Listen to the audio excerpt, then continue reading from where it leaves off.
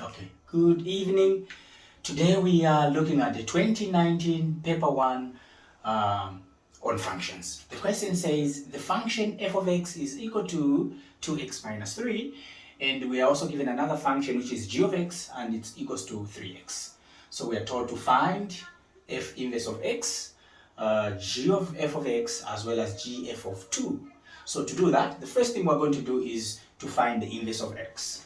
Okay, so real quick, we'll have our solutions here. So how do you find f inverse? How to find f inverse? We are going to write a statement. We should say let y be equal to f of x. That's the first statement we're supposed to write. Next, we then substitute. We're going to say y is equals to, we are substituting f of x with its function. The function of f of x has been given to us as 2x minus 3.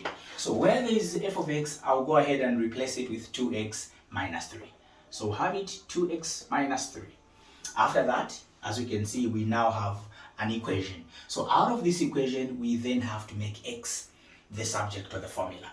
Okay, so to make x subject to the formula, all I will do, I will just have to shift -3 to the other side of the equation, meaning we'll be left with a y. This is negative. Once it crosses the equal sign, becomes positive 3 is equals to 2x. Therefore, since we now have x alone on that side, we can divide it by 2 on both sides. So once the 2's go out, we can now say x is the subject. X is what? X is that. So x is y plus 3 over 2.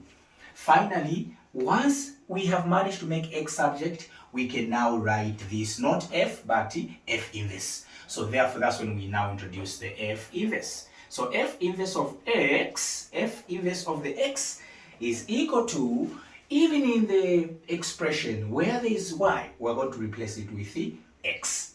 So y, where there is y, I'm putting x, plus 3 over 2.